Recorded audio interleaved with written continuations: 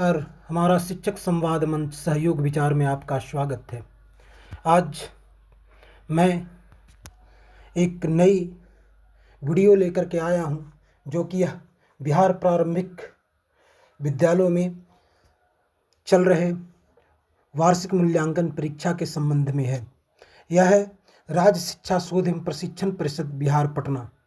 मित्रों, बहुत सारे शिक्षकों का बहुत सारी असमंजस की स्थिति बन जाती है कि वार्षिक मूल्यांकन के बाद, उनके कॉपियों के मूल्यांकन के बाद उनका अंक कैसे भरे। तो अंक भरने के लिए हमारी सरकार ने एक नए प्रपत्र जारी किया है।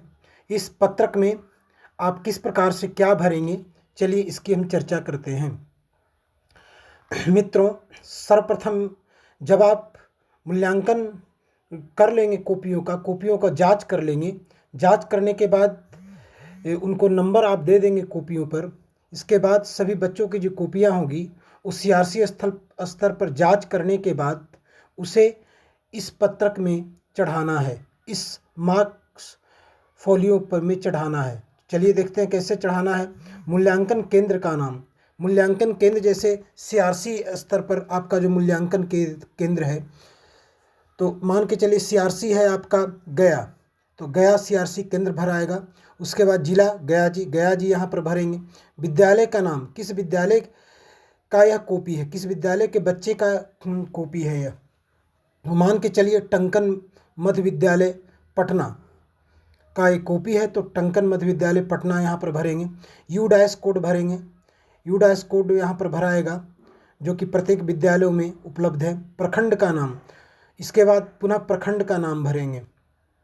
जैसे मान के चले प्रखंड है आपका छोटकी डेल्हा, तो आप छोटकी डेल्हो प्रखंड भरेंगे।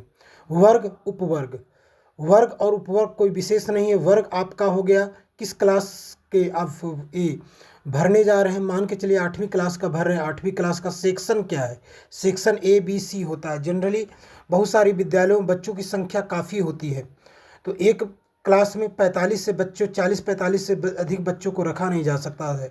इस परिस्थिति में मान के चलिए कि 90 से 95 बच्चों का नामांकन है।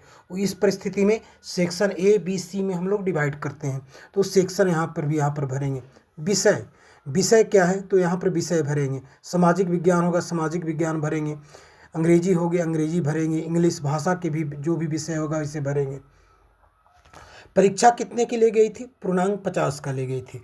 और मैं यहाँ पर एक रोचक जानकारी दे देता हूँ। विगत वर्षों में बहुत सारे विद्यालयों में और सोशल मीडिया में देखने को मिला था कि बिहार के प्रारंभिक विद्यालयों का मूल्यांकन के बाद उनकी कॉपियों की जब जांच की गई, तो बहुत सारे शिक्षक, जैसे पूर्णांक है 50, तो 50 में कितना आना चाहिए, मैक्सिमम 50। परंतु एक दो बार मैंने देखा था, हालांकि इसकी मैं पुष्टि नहीं करता हूँ, हो सकता है एडिटेड वीडियो हो, परंतु हमने सोशल मीडिया पर देखा था कि 50 में 55 नंबर मिला है बच्चों को, 50 में 65 मिला है बच्चों को। तो बड़ी आश्चर्य की बात है, चूँकि पूर्णांक ही यदि 50 है तो 65 किसी को कैसे दिया जा सकता है। चलिए उस बातों को छोड़ते हैं, आगे बढ़ते हैं। अब इसमें क्रम संख्या आपको देना है। क्रम संख्या पहले से प्रिंटेड है। मान के चलिए 8वीं क्लास में बच्चों की संख्या 22 है, तो 22 के यहाँ पर 25 तक भरा हुआ है। इसके बाद वर्ग क्रमांक, मान के चलिए किसी बच्चे का रोल नंबर 1 है, तो 1 भरेंगे। सीरियल वाइज भरेंगे, रोल नंबर 1 2 3 4 5 6 7 8 ऐसे भरते चले जाएंगे। इसके बाद विद्यार्थी का नाम, इस कॉलम में दूसरे नंबर कॉलम में आप यहाँ पर विद्यार्थी का नाम, मान के चलिए कि विद्यार्थी का नाम होगा मोहनदास विश्वजीत जी, तो मोहनदास विश्वजीत जी यहाँ पर भरेंगे। उसके बाद उस बच्चे ने कितना प्राप्त किया है नंबर, मान के चलिए कि आप हिंदी की कॉपी का मूल्यांकन किया है, हिंदी की कॉपी का आप अंक चढ़ा रहे हैं, तो मान के चलिए कि 50 नंबर का पूर्णांक है इसका, तो यहाँ पर मान के उस बच्चे ने 42 नंबर उठाया, तो 42 नंबर भरेंगे। यानी इसी तरह से सभी बच्चों का यहाँ पर भरेंगे। अब नीचे में देखते हैं क्या है।